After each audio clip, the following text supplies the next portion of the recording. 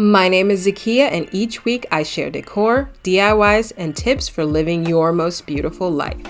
This week I'll be sharing a thrift flip, taking this vintage lamp to something more like this or this.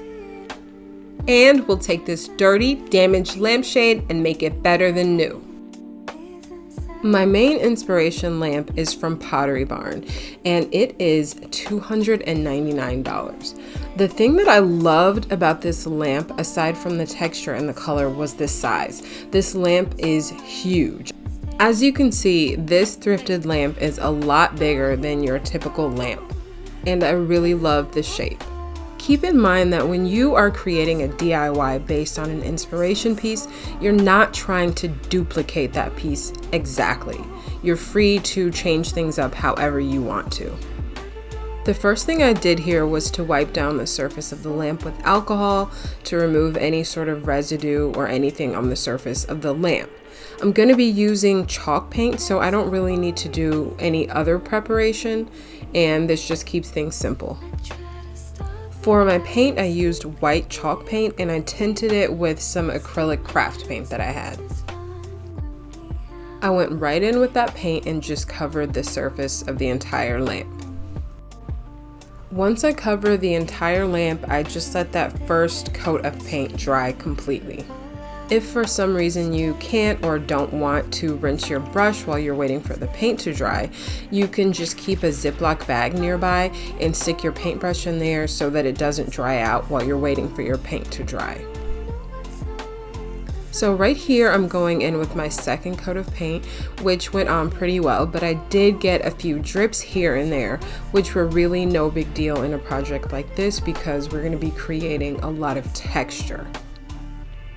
So after the second coat of paint was dry, I'm gonna go in with a third coat of paint, but this coat, I'm gonna add some baking soda to the paint to give it more texture, more of a pottery type of texture. And this is a technique that we've been seeing all over the internet right now, but with good reason. It actually creates a beautiful finish. You can see the texture that is being added from the baking soda here, and that's really important as we go along the process. We want to create a lot of layers and a lot of texture so that we get a really worn, aged look in our final product. I did 2 more coats of the baking soda and paint mixture, and then I'm going in with a wash of paint that is thinned down with water. And you want to do this relatively quickly because you don't want it to dry before you have a chance to finish painting the whole lamp, because we don't want any hard edges. And this is what it looks like when we've completed our wash layer. After the tan wash layer was dry, I went back in with another wash, which was white this time. We're trying to layer our textures and layer our colors to get a really authentic effect. Right here, you'll see me blotting that wash layer because it was very watery and I just don't want any drips. Once that layer dried, I'm gonna go in with antiquing glaze on a paper towel and I'm just gonna wipe that into the surface of the lamp. You can literally hear the texture on the lamp, and that is what all those layers of the paint and the baking soda and paint mixture have given us. You can see here that our finish is really starting to come together. The antiquing glaze is adding depth and dimension. It's settling into all those little nooks and crannies that are left there because of the texture that we've established and because we've layered so many different colors and different textures.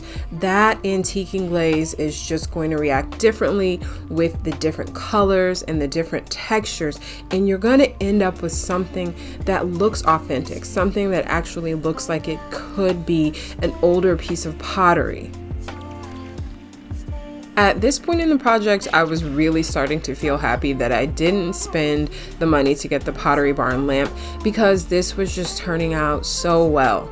And I want to encourage those of you who feel intimidated to do projects to just go ahead and give it a shot. You know, if you're taking something from the thrift store and doing a DIY with it, it's not a huge loss if it doesn't work out or if it doesn't turn out exactly the way you wanted it to be, but it is going to give you some experience and a little bit of confidence for the next time that you might want to try something. So don't be intimidated by projects like this. Just try it, see what you can come up with, and if nothing else, just enjoy the process. Ultimately, this was the finish that I ended up with, and I was so happy with this.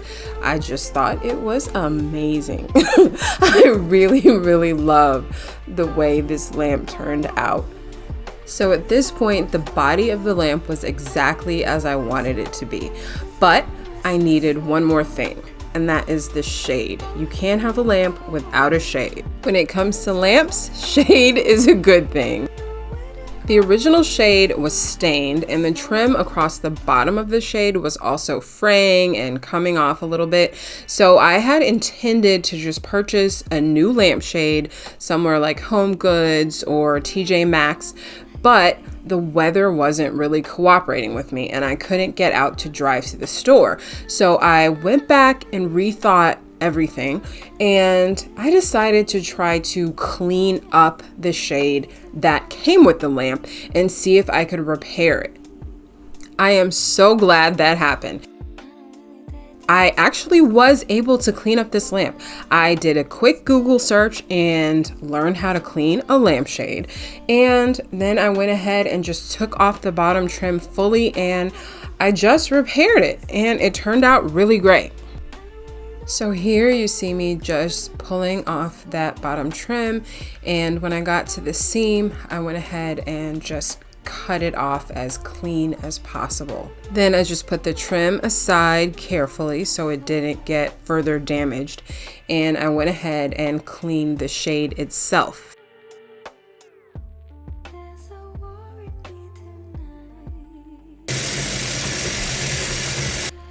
So first thing, I pulled on my kitchen gloves from 1945 and filled up my sink with lukewarm water and dish detergent. And you definitely don't want to use water that is too hot or too warm because you don't want to weaken the glue that's holding part of the lampshade together. So just use lukewarm water and regular dish detergent. And it's times like this that I am really grateful that I have a single basin sink, which I am team single basin all the way, every day, all day. Let me know if you prefer to have a double basin sink or a single basin, because I am all about the single basin. I started out using a dish brush gently on the surface of the lampshade, but after a while I could see that it was roughing up the fibers of the fabric a little bit more than I was comfortable with. So I did switch to just rubbing the shade clean with my hand, and it did still turn out to be effective. So I would suggest that if you're going to use a brush, just be super gentle. And if you don't have to use a brush, just use your hand just to ensure that that fabric doesn't get too disturbed.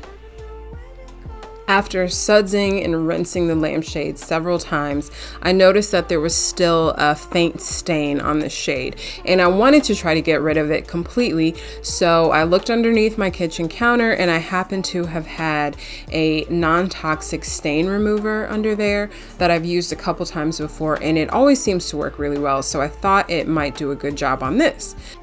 Since it did such a good job, I thought I'd post the link down in the description box, so check it out down there if you're interested.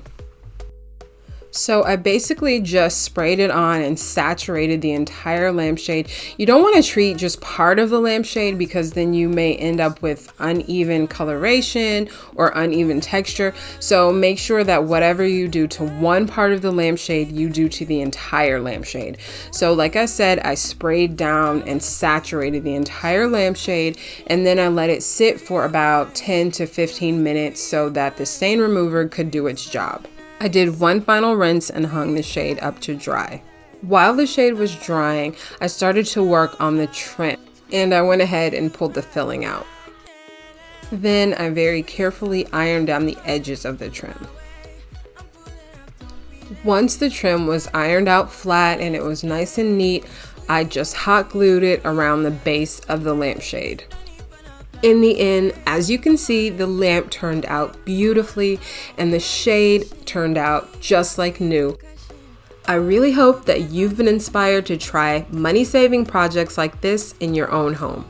And as usual, thanks for joining me and have a beautiful day.